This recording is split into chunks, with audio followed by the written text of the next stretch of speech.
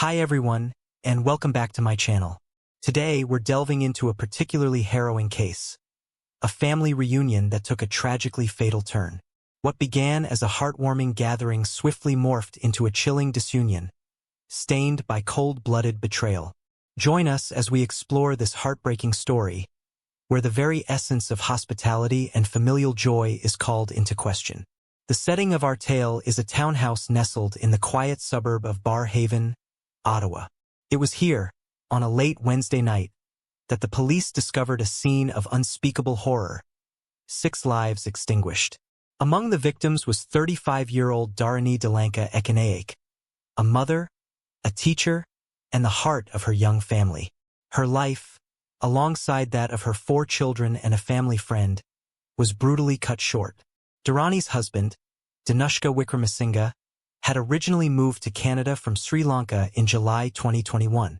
His dream was to further his education and establish a cleaning business, a testament to his dedication to providing for his family. After years of hard work and solitude in Canada, the previous summer had marked a joyous reunion with his wife and their 3 children. Their joy was further multiplied with the birth of their youngest daughter, Kelly, born in Ottawa. This family, once filled with dreams and laughter, had their lives irrevocably altered. Danushka, who once thought his days of loneliness in Ottawa were behind him, found himself caught in a nightmare that unfolded right outside his front door. March 6, 2024, became the day when the peace of a neighborhood was shattered by an act of violence that shocked the community to its core. On that fateful Wednesday night, the Wickramasinghe home, usually filled with the innocent laughter of children, was eerily silent, a silence that spoke volumes of the tragedy that had occurred. The nation was shaken as news spread of Ottawa's worst ever mass killing. A family destroyed, a community left in mourning. Danushka Wickramasinghe was found outside the home, desperately calling for help. He was rushed to the hospital in serious but stable condition. Inside the house, the bodies of his wife, their 4 children, and an acquaintance lay in grim finality. Among the victims were Danushka's 7-year-old son Anuka, 4-year-old daughter Ashwini, 2-year-old Ranaya, and the 2.5-month-old Kelly. Also perished was 40-year-old Gamini Amarkun Mudan Salik, a family friend who had recently joined them from Sri Lanka. Darani, a former student at Maladua Balika Vidyalaya and an alumna of Colombo University, had been working at St. Benedict Model School in Canada.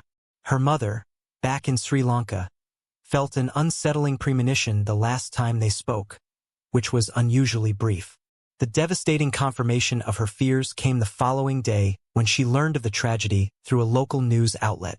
The loss was profound, a cruel blow to a family that had sought a new beginning in Canada. In the wake of this tragedy, the police arrested Febrio Doa, a 19-year-old who also resided in the Wickramasinghe home. He faced charges of 6 counts of first-degree murder and 1 count of attempted murder. This incident serves as a stark reminder that age does not always correlate with wisdom or innocence. The story of the Wickramasinghe family is a poignant narrative of dreams, betrayal, and a community's heartbreak, leaving an indelible mark on all who hear it. The man behind the mask. The suspect in this tragic crime is a 19-year-old, who was a former student at Algonquin College.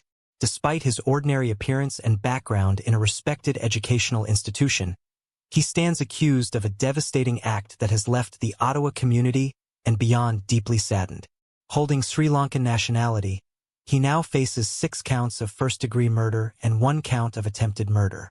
Shockingly, this young man had been embraced by the victim's family. They had even celebrated his birthday together a few months prior, sharing cheesecake to make his day memorable, highlighting the family's warmth and hospitality. Danushka Wickramasinghe, the family patriarch, had also met the suspect's parents during a visit to Sri Lanka.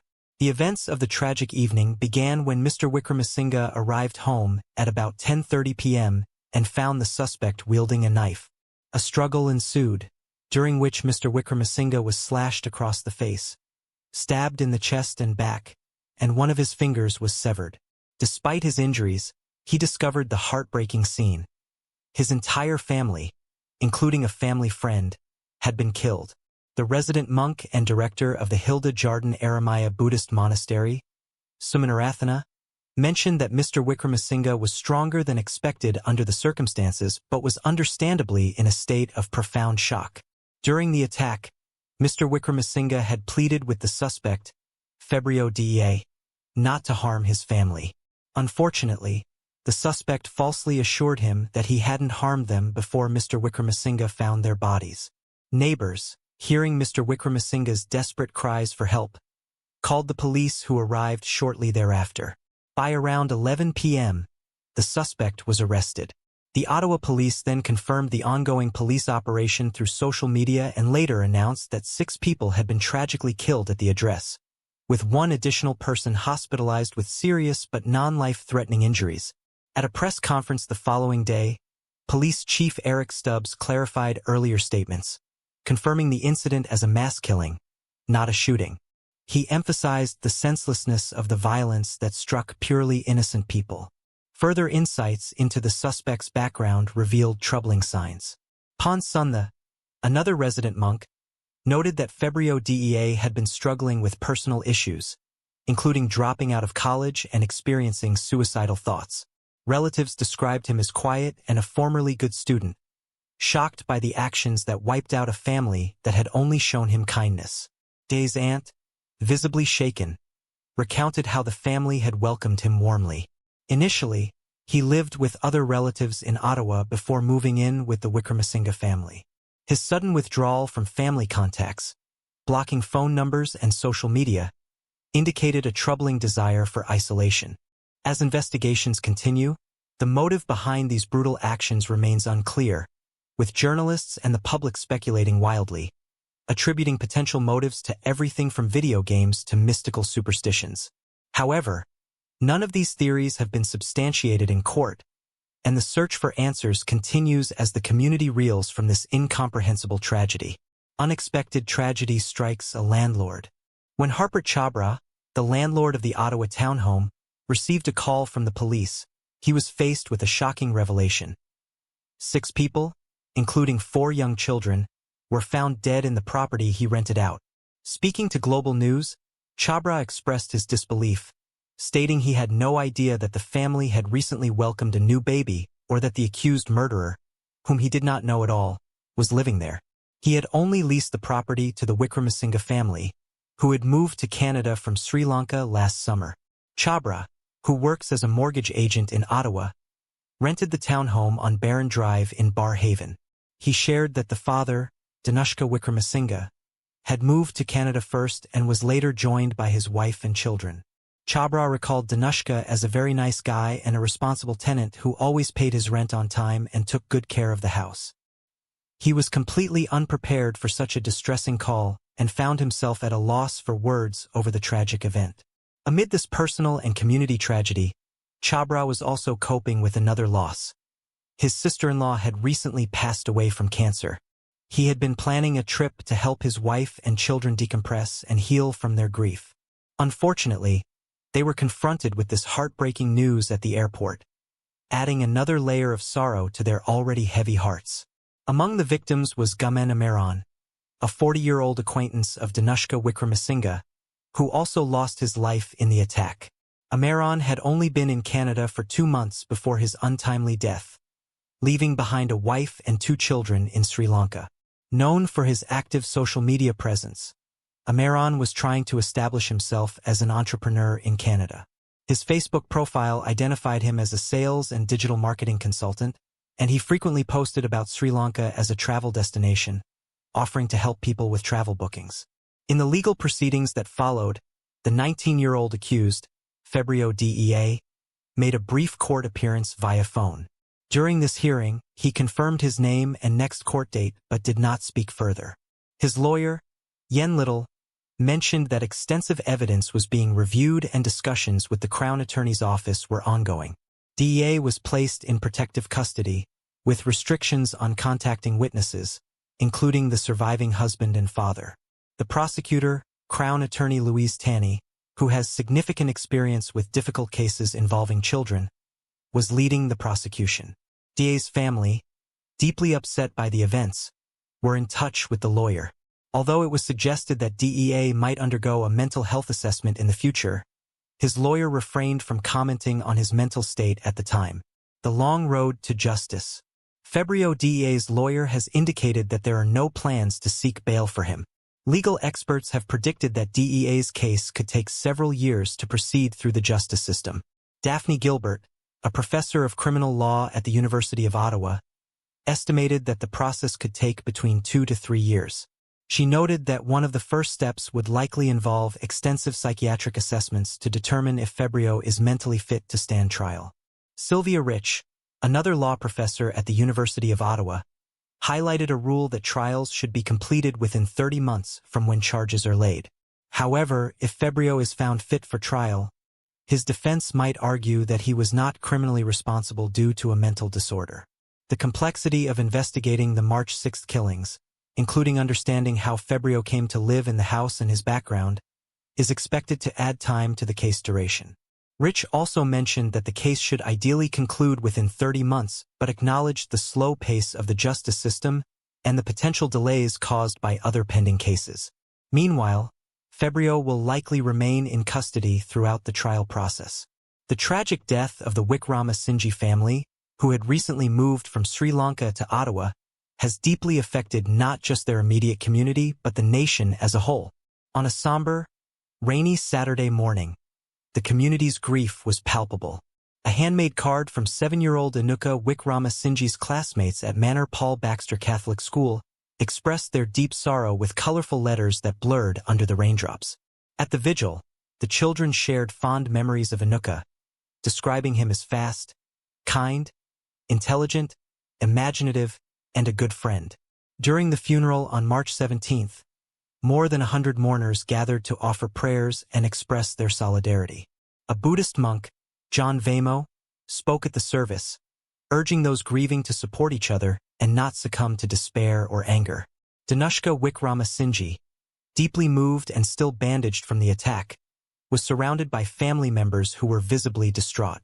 The funeral service included 5 coffins, with 3 smaller white ones for the children and 2 larger wooden caskets for the adults, accompanied by framed photos of Dharani Ekanaik and her baby.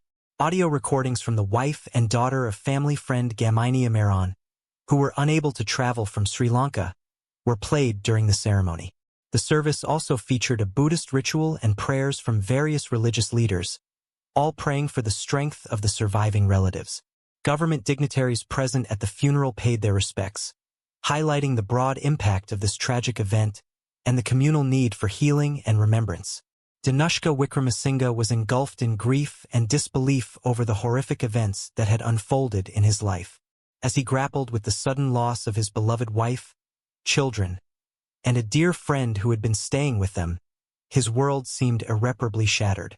Despite the depth of his sorrow, Danushka found the strength to express profound gratitude to the first responders and hospital staff whose swift action and tender care helped him navigate the initial chaos and shock following the tragedy. Danushka's appreciation extended beyond the immediate help he received. He was deeply thankful for the support of the Buddhist Congress of Canada, Ottawa's Sri Lankan community, and the wider public, whose thoughts and prayers provided a semblance of comfort during his darkest hours. He was particularly moved by the financial support that emerged spontaneously from the community. Recognizing that monetary help was the least of his worries, it nonetheless stood as a powerful gesture, affirming the community's solidarity and presence in a tangible way. In the wake of the tragedy, a GoFundMe campaign was swiftly organized with a goal to raise $200,000 to support Danushka and the family members of the deceased, both in Canada and Sri Lanka. Kota Twaku, the monastery director, revealed that 20 members of their community had coordinated this fundraising effort. By March 11, 2024, nearly $162,000 had already been raised by over 1,100 donors. This quick and generous response not only reflected the community's heartfelt grief, but also their strong desire to support the surviving member of this devastated family. Among the donors was Anoli Fernando, an Ottawa resident with family ties to Sri Lanka. Although she did not know the Wickramasinghe family personally, the news of the tragedy reached her through her mother, who heard about it from a family friend involved. Compelled by a sense of shared heritage and empathy, Fernando contributed a significant sum of $11,000 to the fund. She explained her generosity by stating that the tragedy just hits close to user, highlighting the deep emotional impact of such incidents, which can resonate even with those who have no direct connection to the victims. In the hospital, amidst his physical and emotional pain, Danushka showed a remarkable capacity for compassion. When visitors, including members of the community and Buddhist monks, came to see him, they found him tired yet managing to offer a smile. Pansunda, a resident monk, spoke of placing his hands on Danushka to convey the community's love and to impart strength. During these visits, Danushka even expressed empathy towards Febrio Dea, the accused killer, which surprised many. The mystery surrounding Febrio Dea, the young man accused of this heinous crime, deepened as few details about his background or motives were public. His parents refused to disclose their residence, and no friends or acquaintances came forward with insights into his life. This secrecy only added layers to the already complex narrative, with the public left speculating about what could drive a 19-year-old to commit such a brutal act against a family that had shown him kindness. The broader implications of the crime stirred fears and discussions within the community and beyond. Concerns were raised about the potential impacts on policies regarding the welcoming of international students and the general safety of hosting strangers. Yet, amidst these anxieties, the profound outpouring of love and compassion from the Ottawa community towards the Wickramasinghe family underscored the positive impact they had made during their brief time there. As the legal proceedings against Febrio Dea continued, the community braced for a long and possibly arduous journey through the court system. Danushka, supported by his family, friends, and a community bound by shared grief and compassion, prepared to face the future, however uncertain it might be. In conclusion, as this tragic case unfolds and eventually moves towards a trial, the details that emerge will likely prompt further reflection and discourse among viewers. The community's response, characterized by an overwhelming show of support, reflects the best of human solidarity in the face of unspeakable tragedy. As more information becomes available, the continuing coverage will aim to provide updates and insights, helping to bring some closure to this heart-wrenching story. What are your thoughts on this case? How do you perceive the community's response? Share your views in the comments below, and please remember to like, subscribe, and hit the notification bell to stay updated with our latest videos. Goodbye for now.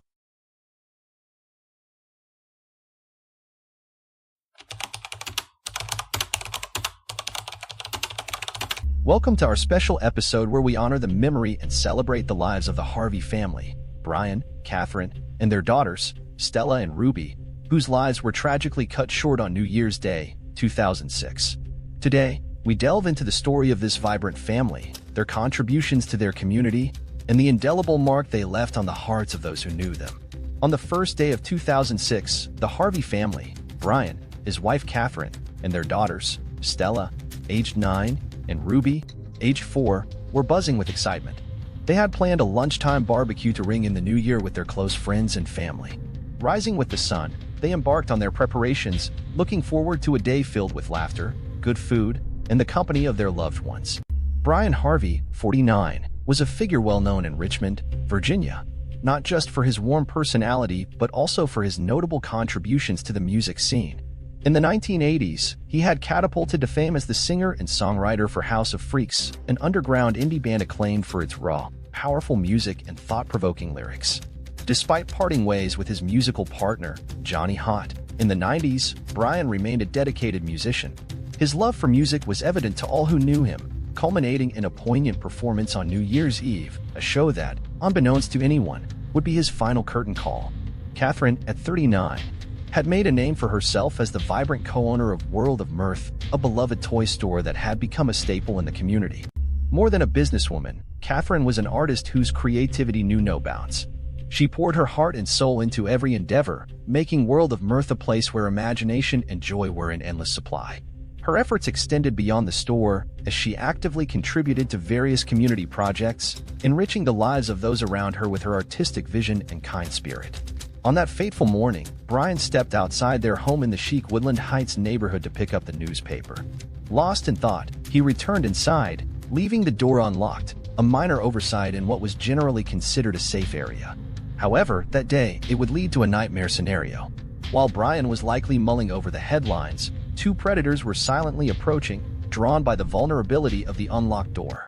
Inside, Katherine was in the midst of baking cookies, a sweet treat for the guests expected later in the day. The aroma of baking filled the house, a symbol of the warmth and hospitality that the Harveys were known for. When Katherine heard unfamiliar voices in the living room, she assumed they were early arrivals for the barbecue. However, the scene that greeted her was far from the friendly faces she was expecting. Instead, two strangers stood before her, marking the beginning of an unimaginable terror. The family, including Brian, Katherine, and Ruby, were quickly forced into the basement playroom, a space that should have been a haven of joy and laughter, not a place of fear. Stella, having spent the night away, was blissfully unaware of the horror unfolding at home. The intruders wasted no time in securing their captives, using electrical cords and packing tape to bind them, effectively silencing any hope of resistance. As they began to pillage the home, a knock at the door interrupted their plunder.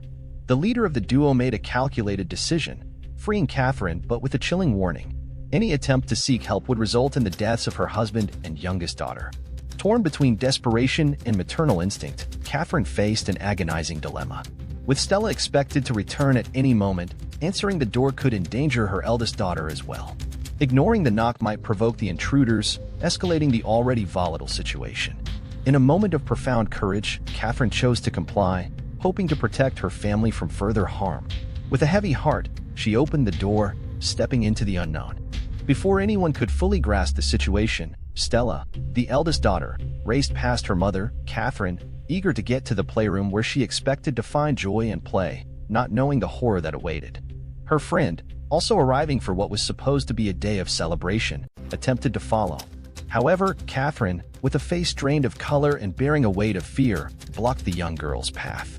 This action, so out of character for the normally vibrant and welcoming Katherine, left Kirsten Perkinson, the girl's mother, taken aback. Confused and concerned, she asked if everything was all right. Katherine, straining to maintain composure, claimed she was not feeling well and abruptly ended the conversation, closing the door on Kirsten and her daughter. Descending back into the basement, the horror of the situation intensified for Katherine. Stella, her 9-year-old, was now tied up with the rest of the family, their home transformed from a place of love and safety into a scene of unimaginable terror. Once the family was securely bound, the nightmare escalated. The intruders, now revealing the depths of their cruelty, began their violent assault. The leader, having armed himself with a knife from the Harvey's own kitchen, coldly and methodically began to slice at the throats of each family member, including the innocent children. Frustrated by his victims' resilience, he resorted to a claw hammer, delivering fatal blows to ensure they would not survive. In a final act of callousness, the ring was removed from Katherine's finger, symbolizing a theft of more than just physical possessions, but of life and love. The murderers then set the room on fire, an attempt to erase the evidence of their heinous acts. As they made their escape, they nonchalantly stole a DVD player and the plate of cookies Katherine had baked, a stark contrast to the brutality they had just inflicted. The silence of the aftermath was broken by Johnny Hott, a close friend of Brian's, arriving in anticipation of a New Year's celebration. The smoke that greeted him as he opened the door was a harrowing signal of the tragedy inside. Overwhelmed by the smell of the blaze, he urgently called 911. When the emergency services arrived, they were confronted with a scene that would haunt even the most seasoned among them. The discovery of 4 bodies in the remains of the basement, a testament to a family's final moments of horror, evoked tears from officers and paramedics alike. The realization that the parents had been made to witness the murder of their children, and vice versa, was a burden too heavy to bear. Autopsy reports painted a grim picture of the family's final moments. Brian and Katherine's lives were claimed by blunt force trauma to the head, a brutal end to lives once filled with music and creativity. Stella's cause of death was a combination of blunt force trauma and smoke inhalation, a haunting indicator that she was still alive as the fire raged. Ruby, the youngest at just 4 years old, succumbed to stab wounds, a chilling testament to the mercilessness of their attackers. The investigation into this heinous crime began immediately, though leads were scarce.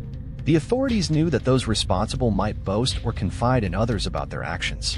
In a bid to encourage any potential informants, they appealed to the public for any information that might lead to a breakthrough. It wouldn't be long before a crucial tip would come to light, offering hope in the pursuit of justice for the Harvey family.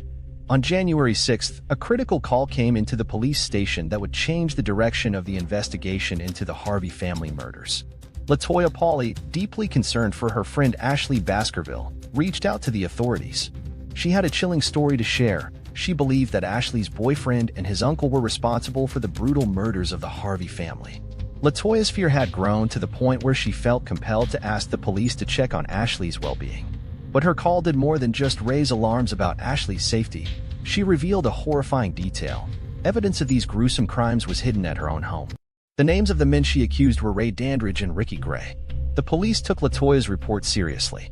With the names of the suspects in hand, they acted swiftly, heading to the home of 21-year-old Ashley Baskerville, who lived with her mother, Mary Baskerville Tucker, and stepfather, Percyle Tucker. The scene that greeted the officers there was a grim echo of the tragedy that had unfolded in the Harvey household.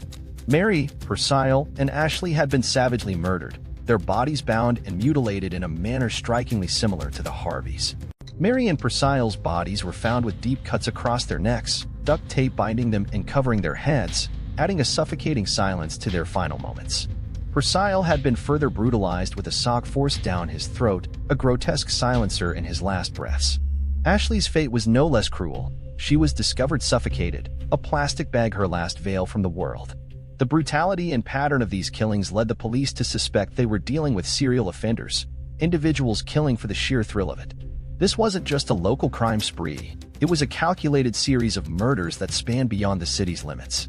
Law enforcement agencies across the region rallied together, determined to stop these killers before they could claim more lives. Their efforts paid off when, by tracing the suspects' movements back to Pennsylvania, Dandridge and Gray were arrested in Philadelphia on January 7th. During the interrogation, the narrative of these horrific events began to unfold in even more disturbing detail. Dandridge, 29, portrayed himself as a follower in this deadly duo, claiming the murderous spree was his uncle's idea. Gray, also 29, was more forthcoming. He confessed to the murders of the Harvey family and the Baskervilles without hesitation. But the revelations didn't stop there. Gray's confessions revealed a history of violence that was staggering. He admitted to killing his wife, Treva, in 2005, a crime that had gone unsolved as authorities had not suspected foul play despite her body being found in a shallow grave. Gray's casual recounting of these crimes showed a chilling lack of remorse or empathy. He also confessed to a violent attack on Ryan Carey, a 26-year-old man, on New Year's Eve. According to Gray, he and Dandridge had ambushed Carey for no other reason than their own twisted amusement, leaving him for dead. Gray's account of the murders was devoid of any reflection or emotion. He detailed the methodical way he slit the throats of each member of the Harvey family, a chilling testament to his ruthlessness. When it came to the Baskerville and Tucker murders, Gray described them as an escalation of a plan that had spiraled out of control. In a shocking twist, he claimed that Ashley Baskerville had been complicit in their crimes up until her own death, alleging that she had acted as a lookout during the murder of the Harvey family. These confessions painted a picture of a man who viewed human life with cold indifference. The community reeled from the realization that such monstrous acts could unfold in their midst, carried out by individuals who moved among them unnoticed. The arrest of Dandridge and Gray brought a grim sense of relief, but it also left a lasting scar on the hearts of those affected by their crimes. The investigation had taken a dark turn, revealing a web of violence and deceit that extended far beyond the initial tragedy of the Harvey family. Desperate for money, the group concocted a plan targeting Percyle Tucker, a forklift operator rumored to keep significant amounts of cash at home. Ashley Baskerville, caught up in a dangerous game, consented to feign danger to herself, thinking her parents would be more inclined to comply under the threat to her safety. The plan swiftly took a dark turn. Once Gray and Dandridge had overpowered the family, they chose to eliminate every witness to their crime, including Ashley. Seen as an expendable part of their plan, they decided it was time for her to be permanently silenced. Tragically, when police discovered Ashley's body, they found her adorned with Katherine Harvey's distinctive wedding ring, a grim trophy that linked these heinous acts together. On February 9, 2006, the law caught up with Ricky Gray, charging him with 5 counts of capital murder. In a separate legal action, Ray Dandridge faced 3 counts of murder for his involvement in the deaths of Ashley Baskerville and her parents. Despite their initial confessions, both men pleaded not guilty when formally charged. The trial that followed lasted 6 months, capturing the attention and horror of the public. Ultimately, the jury found Gray guilty on all charges. For the murders of Brian and Katherine Harvey, he received a life sentence. However, the court concluded that the only fitting punishment for the murder of their children, Stella and Ruby, was the death penalty. Seeing the fate of his nephew, Dandridge opted for a plea deal in September 2006, accepting a life sentence without parole to avoid the death penalty. This decision closed a chapter on his involvement, ensuring he would spend his remaining days behind bars. Over the next 9 years, Gray's defense team launched a series of appeals. They argued that Gray's capacity to understand his actions was severely diminished due to an abusive childhood. These appeals, seeking leniency and understanding for Gray's past, reached as far as the Supreme Court. However, they were ultimately unsuccessful. The nation's highest court dismissed his case, leaving no avenue for appeal unexplored. On January 18, 2017, after all possible legal battles had been fought and lost, Ricky Gray was executed by lethal injection. In the wake of this tragedy, the Richmond community sought ways to remember and honor the lives of the Harvey family. Forest Hill Park, a place where the family had enjoyed many happy days, became the site of a lasting tribute. At the entrance to a footbridge within the park, a granite monument now stands.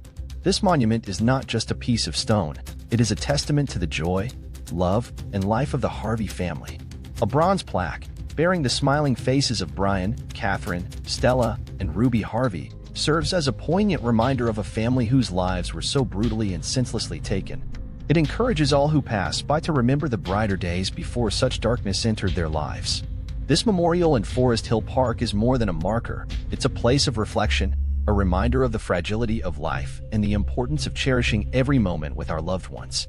It stands as a testament to a community's resilience in the face of unimaginable tragedy and its commitment to ensuring that the memory of the Harvey family continues to inspire and touch the hearts of those who knew them, as well as those who only know their story. The execution of Ricky Gray and the imprisonment of Ray Dandridge may have brought a legal conclusion to this horrific chapter, but for many, the journey of healing and reconciliation continues. The monument and the memories it preserves remind us of the indelible mark that Brian, Katherine, Stella, and Ruby Harvey have left on the hearts of their community, a reminder of the love, joy, and togetherness that once flourished, undimmed by the shadow cast by their untimely deaths.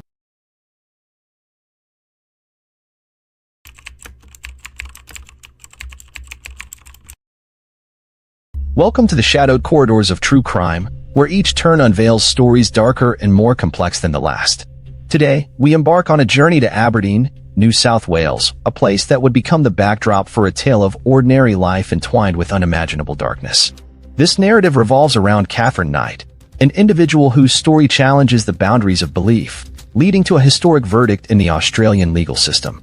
Knight became the first woman in Australia to be sentenced to life imprisonment without the possibility of parole, her prison file chillingly marked with the words, "Never to be released." This is not just a tale of crime, it's a saga that delves deep into the human psyche, exploring themes of love, betrayal, and the ultimate descent into darkness. Katherine Mary Knight was born on October 24, 1955, in the rural setting of Tenterfield, New South Wales. As one of twin daughters, her entry into the world was marked by the unconventional family dynamics that would shape much of her early life. Her mother, Barbara Ruffin, and her father, Ken Knight, brought Katherine into a family environment that was anything but stable or conventional.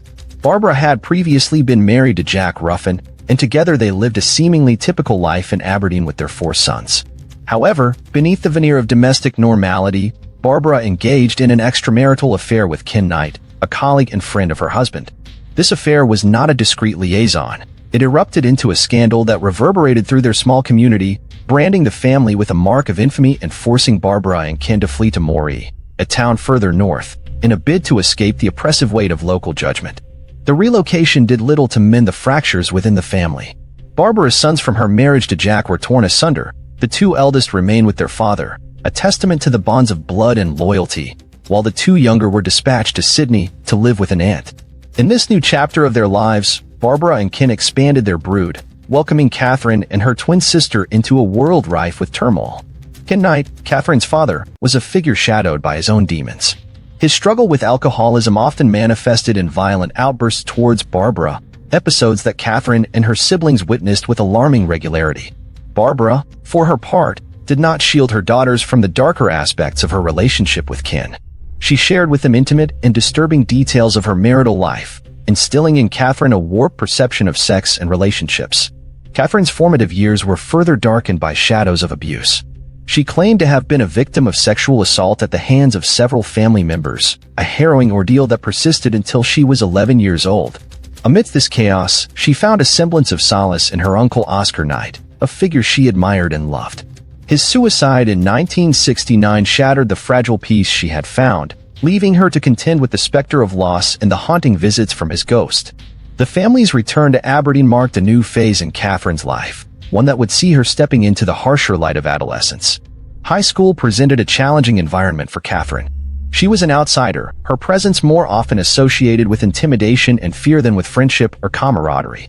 Despite this, there were moments when she transcended her reputation for aggression, earning accolades for good behavior, a dichotomy that hinted at the complex nature of her personality. Upon leaving school at the tender age of 15, Katherine stepped into the adult world, unencumbered by the basic skills of literacy. Yet, she found employment, first in a clothing factory and later, in what she would consider her dream job at the local abattoir. It was here, amid the blood and blades, that Katherine's fascination with knives was honed. Her skill with the tools of her trade was not just a matter of professional pride, it was a part of her identity. She kept her knives hung above her bed, a constant, menacing presence in her life, handy if I needed them, she would say. In 1973, Katherine Knight met David Stanford Kellett at work, and they quickly hit it off, sharing laughs and stories from their day-to-day.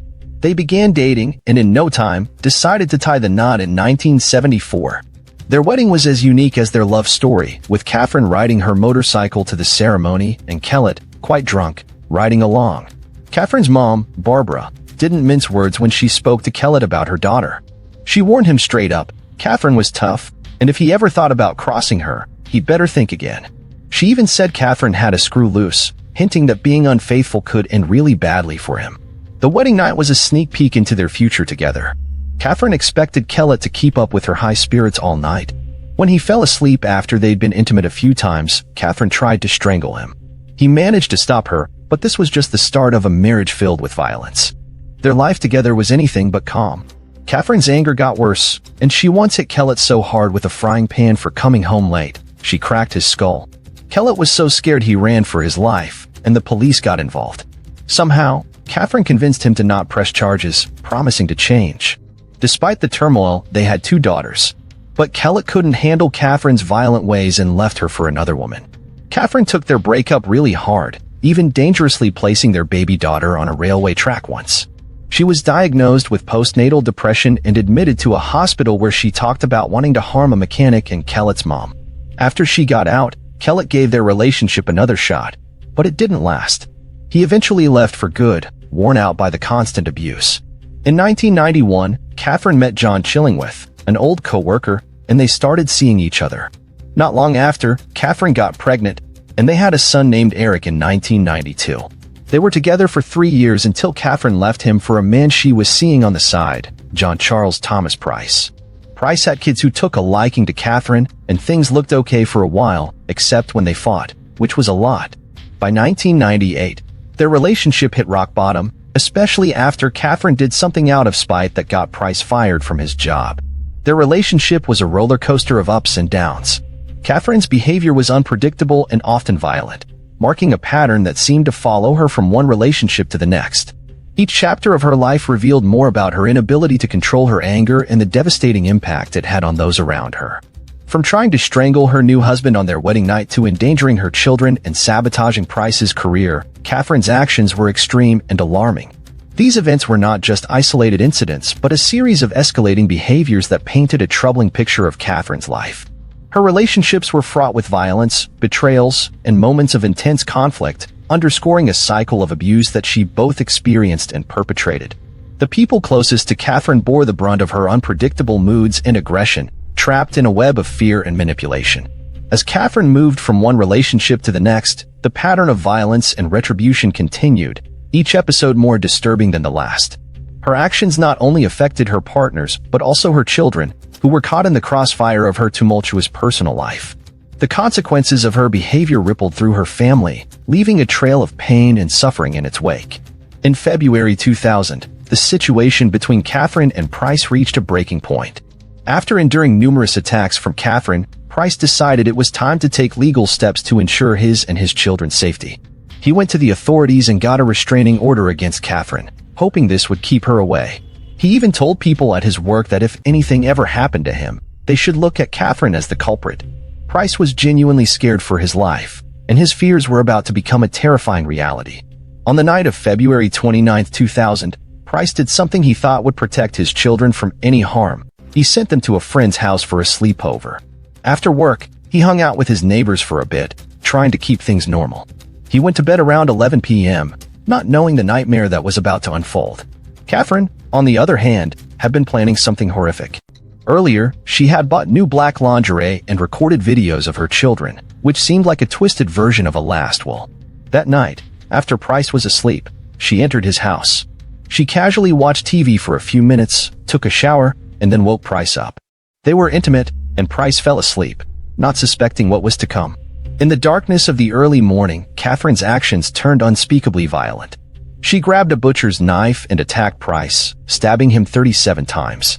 The evidence showed that Price woke up during the attack and tried desperately to escape, making it to the front door. But it was too late. Either he stumbled back inside on his own, or Katherine dragged him back. He didn't make it further. He died right there in the hallway of his own home, bleeding out from his wounds. What Katherine did next is beyond comprehension. She skinned Price's body and hung the skin from a meat hook in the living room, a grotesque display of her actions. She didn't stop there. She decapitated him and cooked parts of his body, preparing a meal as if nothing was amiss, complete with baked potato, vegetables, and gravy. She sat the table, placing name tags for Price's children, a chilling intention to have them eat their own father. Another meal was discarded in the backyard, suggesting Katherine might have tried to eat it but couldn't go through with it. The horror continued with the discovery of Price's head, still warm, boiling in a pot on the stove, indicating that Katherine had been cooking parts of him that very morning. She arranged what was left of his body in a mocking pose, further degrading him even in death. Katherine left behind a note, smeared with blood and bits of flesh, lying on a photo of Price. The note was filled with lies, accusing Price of horrific acts against her daughter and his children, accusations that were completely baseless.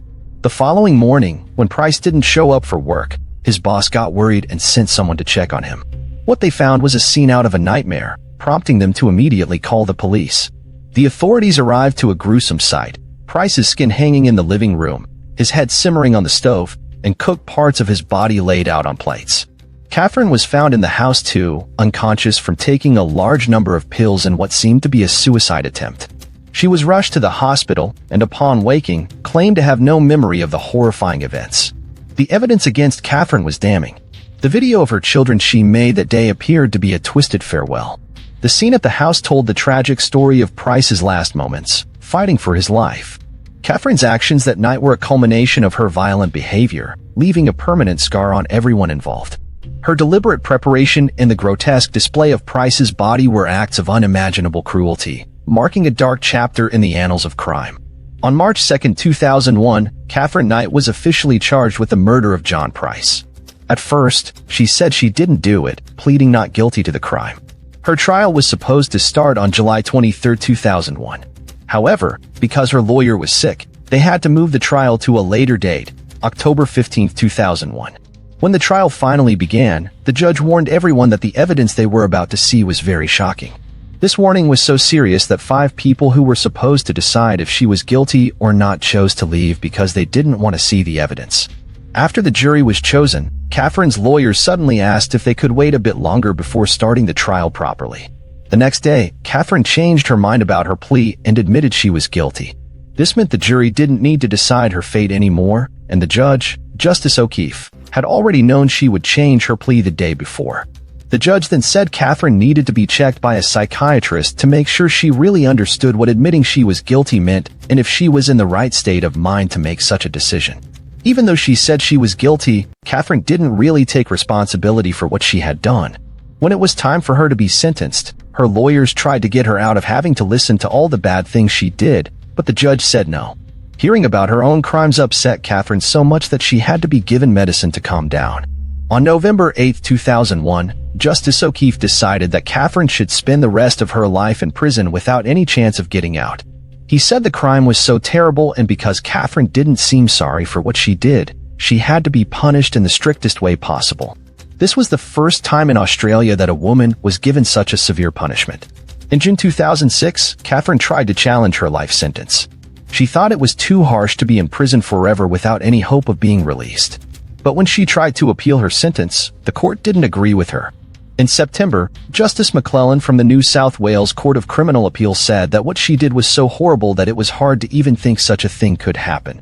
He said her staying in prison forever was what she deserved for such a shocking crime. Today, Katherine is still in prison at the Silverwater Women's Correctional Center, serving her life sentence. No one really knows why she did what she did to John Price. Their relationship was full of fights and violence, and Katherine had shown before that she could be very dangerous. She had problems with managing her anger and had shown signs of serious mental health issues. The case of Katherine Knight is something that people in Australia will never forget. It's a tragic reminder of what can happen when violence at home and mental health problems are not taken care of. Her being in prison for life without any chance of getting out shows how serious her crime was and that society cannot accept such actions. Katherine's story is not just a tale of crime. It's a lesson on the importance of recognizing and dealing with domestic violence and mental health. Experts in crime, psychology, and law enforcement still look at her case to understand more about why people commit such violent acts and how to prevent them. Her story is a grim warning of the darkness that can exist in human behavior and the need for society to protect itself from such extreme violence.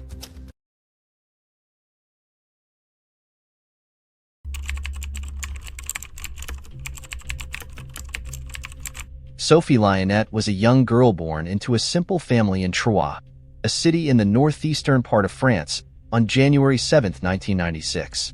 Her father, Patrick Lionnet, worked as a gardener, and her mother, Katherine Devillon, had separated from her father. Sophie grew up in her mother's care, along with her stepfather. Her life was filled with simple joys. She had a passion for ice skating, loved horses, enjoyed video games, and was fond of movies. Even as a child, Sophie was known for her kind heart. She cared deeply about children, animals, and was concerned about climate change, showcasing her altruistic nature early on. Sophie was described by her mother and those who knew her as an incredibly nice and affectionate person, always carrying a smile on her face. However, it's crucial to highlight a particular aspect of her personality. Sophie was very shy and somewhat naive. This characteristic is important to remember as we delve into her story. Her love for children led her to pursue a degree in early childhood education at the university. However, despite her qualifications, Sophie found it challenging to secure a job in her field within her local area. This struggle brought her to a pivotal moment in her life when a friend came across a job listing. A family in London was in search of a French-speaking nanny to look after their children. Without hesitation, Sophie saw this as her chance. Though she had never considered working abroad, and certainly never left France before, she was convinced that this opportunity would not only provide her with valuable experience, but also improve her chances of finding a job back home. Moreover, living and working in England presented an excellent opportunity to improve her English skills. On the eve of the new year in 2015, Sophie shared with her cousin Melanie her excitement and pride for taking such a bold step in her life. By January 2016, at the age of 20, Sophie arrived in London, leaving behind her family and the familiar surroundings of Troyes. She was full of hope, looking forward to what she believed would be one of the greatest adventures of her life. However, unknown to Sophie, fate had a grim turn in store for her. The couple who hired Sophie was of French nationality and Algerian origin. The mother of the children, Sabrina Couitter, was a 35-year-old celebrity makeup artist, composer, and fashion designer. Sabrina was a woman of ambition. She had made her way to London back in 2004, starting as a nanny herself. Over the years, Sabrina worked various jobs, from childcare to working in a post office and even selling crepes, all while aiming to break into the fashion industry. Her efforts paid off as she eventually made a name for herself in the world of celebrity makeup, allowing her to mingle with celebrities and artists. Her success in this arena granted her invitations to prestigious events, and she soon adopted a lifestyle filled with expensive dresses, jewelry, and designer bags. Despite her achievements, Sabrina was always striving for more. Sabrina had a complex and tumultuous relationship with Mark Walton, a musician from the Irish band Boyzone, with whom she had a child. Their separation in 2013 marked the beginning of Sabrina's obsession with the lifestyle she believed she could have had alongside Walton. Initially, Walton supported Sabrina financially, even paying her rent in Southfields. However, once he ceased these payments, Sabrina's frustration turned into a deep-seated anger, leading to what some speculate was the beginning of a vindictive plan. When Sophie arrived in London to work for Sabrina and her husband, Wickramasinghe, known as Sam, a 40-year-old financial analyst with an education from the University of Paris, she entered a household unaware of the complexities and the underlying tensions that would eventually shape her tragic story. In 2001, Sabrina Couture, then only 18, met Sam in France. Their lives took a significant turn when, in 2013, Sabrina ended her relationship with Mark Walton and started a new chapter with Sam in Southfields, a neighborhood in southwest London, where they rented a house together. It wasn't long before they welcomed a daughter into their family. To outsiders, Sabrina and Sam presented the image of a successful, glamorous couple.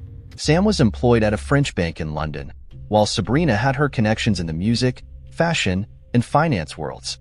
Despite the outward appearance of success, life at home was far from perfect. Sabrina was never satisfied. She frequently complained about Sam's weekend work at the bank, which eventually led to his dismissal due to his exhausted patience from his employers. Sam, having saved up from his time working, invested in 2 apartments in Paris, ensuring they had a steady income. However, Sabrina's demands for more financial resources never ceased. She had a volatile and manipulative personality, often ending arguments with loud outbursts. She accused Sam of laziness while simultaneously belittling any employment opportunities that came her way. When tensions in the household rose to unbearable levels, Sam would take walks to clear his head, always returning home ready to face whatever argument Sabrina had in store. Sabrina's obsession with her ex, Mark Walton, reached extreme levels. She convinced Sam that Walton was involved in child abuse, black magic, and espionage against them. With Sam's support, Sabrina made up to 30 reports to the police and social services about Walton, all of which were eventually dismissed as false allegations. This was the unsettling background of the household that Sophie Lionnet walked into, completely unaware of the challenges she would face. She was hired to care for 2 children, ages 6 and 3, who were described as calm and not particularly demanding by Sophie. In her early days, Sophie noticed the stark contrast between her employers. Sabrina exuded confidence and always dressed in high fashion, proudly showcasing her connections to the glamorous world. Sam, on the other hand, was more reserved, rarely smiling or engaging with neighbors, which led many to believe they were an odd match. For the first year, everything appeared to go smoothly for Sophie, with photographs from that time suggesting she was happy. However, those who saw her around the neighborhood noted she was always alone or with the family, never socializing with other nannies or joining in community activities, likely due to her introverted nature. By spring 2017, Sabrina's fixation on Mark Walton intensified. Walton had moved to Los Angeles and was living a wealthy lifestyle, a stark contrast to Sabrina's. Out of frustration and jealousy, Sabrina began to take out her anger on Sophie. It started with shouting over minor issues, such as a misplaced glass or meals not prepared on time. Sophie, ever silent, would look down to hide her tears, never responding to the harsh treatment. The situation escalated as Sabrina's accusations became more severe. Whenever she couldn't find something, she accused Sophie of theft. Verbal abuse turned physical, with Sabrina resorting to slapping and pulling Sophie's hair. Despite this, Sophie remained passive, retreating to her room to cry alone. Her fear of the couple, especially Sabrina's unpredictable rage, growing day by day. Her life had become a constant navigation through a sea of anger and accusations, a far cry from the adventure she had envisioned when leaving France for London. Sophie's situation rapidly deteriorated as her employers began to impose harsher punishments on her. They withheld food, leading to Sophie losing weight with each passing week. Michael, a local restaurant owner familiar with the family, noticed the change in Sophie. He recalled that whenever she visited his restaurant, she would eat so quickly that it was unclear whether she was truly hungry or in a rush to return to work. Sophie always wore the same clothes and appeared disheveled, which raised concerns about her well-being. The treatment Sophie received at home grew increasingly severe. Sabrina Kuiter ceased paying her salary, stripped her of her leisure time, and exerted an ever-tightening grip over Sophie's life, dictating her every move. To further isolate Sophie, Sabrina confiscated her passport and phone, leaving her with no means to seek help or escape. This isolation exploited Sophie's naturally introverted personality, making her situation even more dire. In a poignant message to her father in July 2017, Sophie expressed her desire to return to France due to the escalating tensions in the household. This was the last communication Patrick Lionnet received from his daughter. He later expressed deep regret, wishing he had understood the severity of Sophie's circumstances to intervene personally. Sophie's attempts to escape or seek help were met with resistance and manipulation. On one occasion, she sought refuge with a family acquaintance, only for Sabrina to publicly berate her and forcibly bring her back. Another time, while visibly upset at Michael's restaurant, Sabrina's intimidating presence prevented Sophie from revealing her distress, leading her to claim she was upset over her mother's illness instead. The situation reached a tragic climax on the afternoon of Wednesday, September 20th, 2017. Neighbors were alarmed by the smell and smoke emanating from Sam and Sabrina's garden. Upon inquiring, Sam casually claimed he was merely cooking chicken and lamb on the barbecue. Unsatisfied with his explanation, the neighbors summoned the firefighters. Arriving around 6:20 p.m., the firefighters discovered the barbecue had been burning for approximately 3 hours. Thomas Hunt, one of the first responders, initially noticed what appeared to be chicken among the remains, but a closer inspection revealed a horrifying sight. What seemed to be a human nose and fingers. Confronted with this gruesome discovery, Sam insisted the remains were part of the lamb he was cooking. However, Hunt, skeptical of Sam's explanation, noticed melted glasses among the remains and recognized the unmistakable smell of burning human flesh.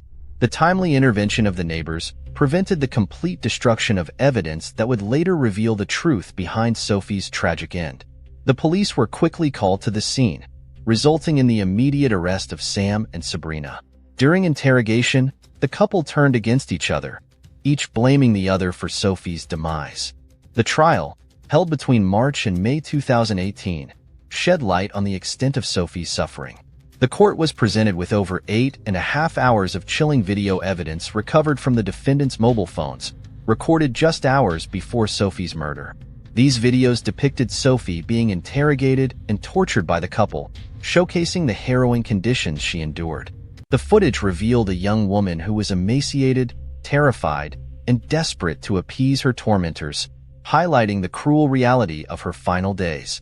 At the heart of Sabrina Kuiter's actions was a desperate and twisted scheme to extract a confession from Sophie Lionnet. Sabrina was convinced, or at least pretended to believe, that Sophie was conspiring with her ex-partner, Mark Walton. She imagined Sophie as a spy, feeding information about her and her family to Walton.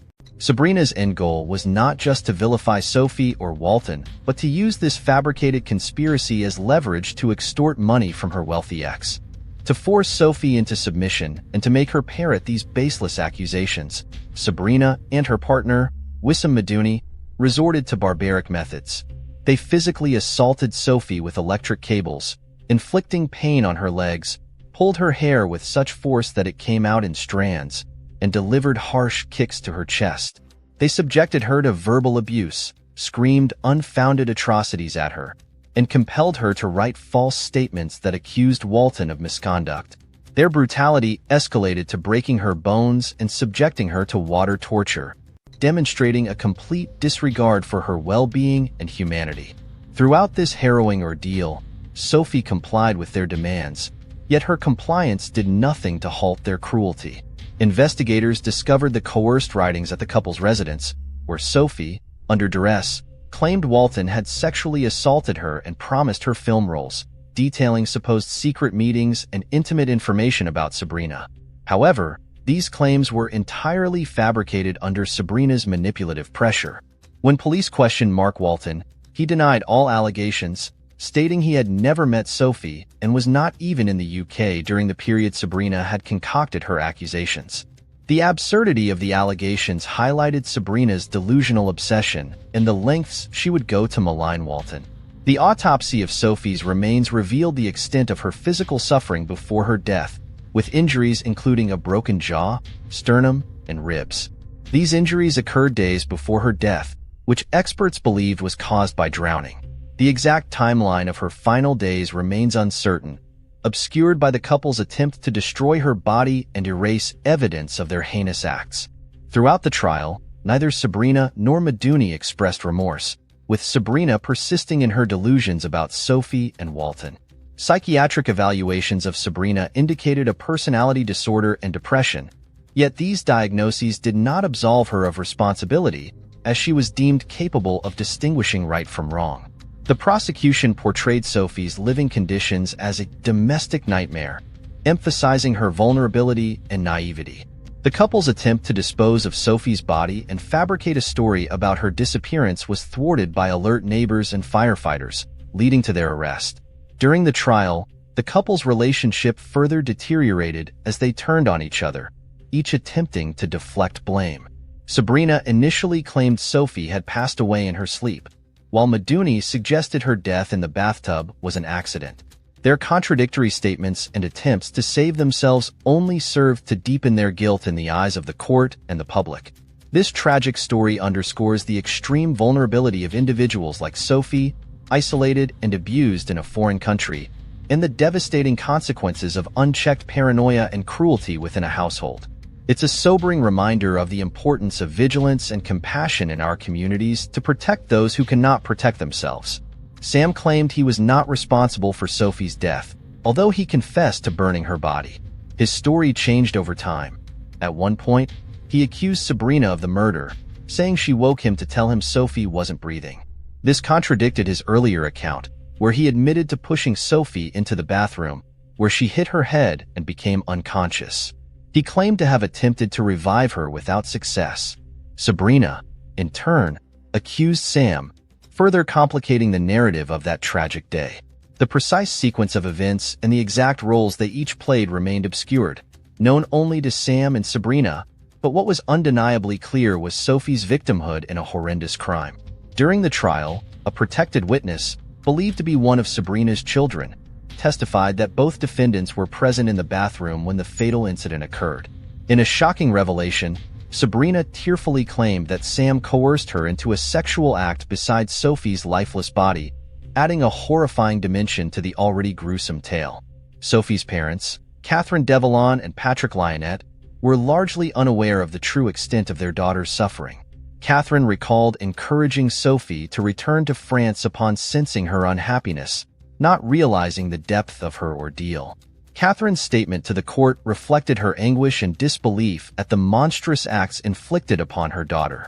They subjected her to beatings, starvation, and endless abuse, stripping her of her dignity and eventually her life in a harrowing ordeal in that bathroom. They are monsters. No deity could forgive what they did to my daughter. The haunting images of Sophie's emaciated form and the remains of her funeral pyre are etched in Katherine's memory, a sight she wishes she could unsee.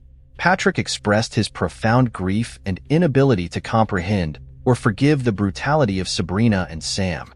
The atrocity of their actions is beyond understanding. I struggle to remember her as the joyful, smiling girl I last saw, but often, the horror of what they did overwhelms me. The sound of her frightened, tearful voice in the trial recordings haunts me, replacing the loving words she once spoke. On May 24, 2018, the court sentenced Sabrina Kuiter and Wissam Maduni to life imprisonment, with a minimum term of 30 years. The judge, in his sentencing remarks, highlighted Sophie's kind and gentle nature, emphasizing the cruelty and unlawfulness of the defendant's actions against her. He noted the prolonged and merciless nature of the suffering inflicted upon Sophie, making it clear that both were culpable in her torture and death. As time passes, Sam continues to seek a loophole in the legal proceedings that might secure his release, while Sophie's parents hope for the full enforcement of the sentence, longing for justice for their daughter. The trial revealed the unimaginable cruelty inflicted upon Sophie, yet the motives behind such inhumanity remained elusive, leaving many questions unanswered. The story of Sophie Lionnet is a tragic reminder of the vulnerabilities of those far from home and the depths of depravity to which individuals can sink, leaving a lasting impact on all who learn of her fate.